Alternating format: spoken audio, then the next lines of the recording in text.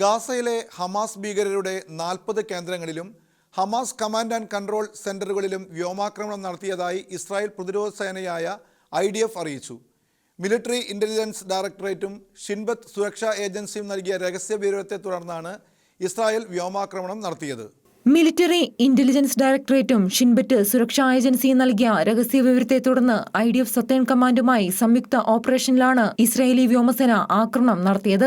ലക്ഷ്യസ്ഥാനത്ത് ഡസൻ കണക്കിന് ഹമാസ് ഭീകരർ ഒത്തുകൂടിയിരുന്നെന്നും ഗാസയിലെയും ഇസ്രായേലിലെയും സൈനികർക്കെതിരെ ആക്രമണം നടത്താൻ പദ്ധതിയിട്ടതായും IDF പറഞ്ഞു.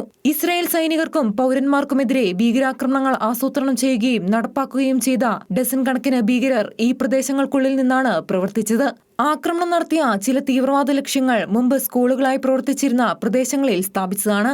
ഗാസ മുനമ്പിലെ സിവിലിയന്മാരെയും സിവിലിയൻ അടിസ്ഥാന സൗകര്യങ്ങളെയും തീവ്രവാദ പ്രവർത്തനങ്ങൾക്കായി ഹമാസ് ഭീകരർ ഉപയോഗിക്കുന്നു എന്നതിന്റെ മറ്റൊരു ഉദാഹരണമാണിതെന്നും IDF പറഞ്ഞു. ഹമാസിന്റെ ഭീകരതയ്ക്കെതിരെ സാധാരണക്കാരായ ജനങ്ങളെ സംരക്ഷിക്കുന്നത് തുടരുമെന്നും സൈന്യം വ്യക്തമാക്കി. അതേസമയം യമനിലെ ഹൂത്തികൾ ഇസ്രായേലിലേക്ക് തൊടുത്തുവിട്ട ബാലിസ്റ്റിക് മിസൈലുകളും ഡ്രോണുകളും തകർത്തതായി IDF അറിയിച്ചു. ഗാസയിലെ ബന്ദികളെ മോചിപ്പിക്കൽ, വെടിനിർത്തൽ കരാർ തുടങ്ങിയ സംബന്ധിച്ച് ഖത്തറിൽ നടക്കുന്ന ചർച്ചകളിൽ പങ്കെടുക്കാൻ ഒരു പ്രതിനിധി സംഘം ഇസ്രായേലിൽ നിന്ന് പുറപ്പെട്ടതായും റിപ്പോർട്ടുകളുണ്ട്. International desk, Shekinah news.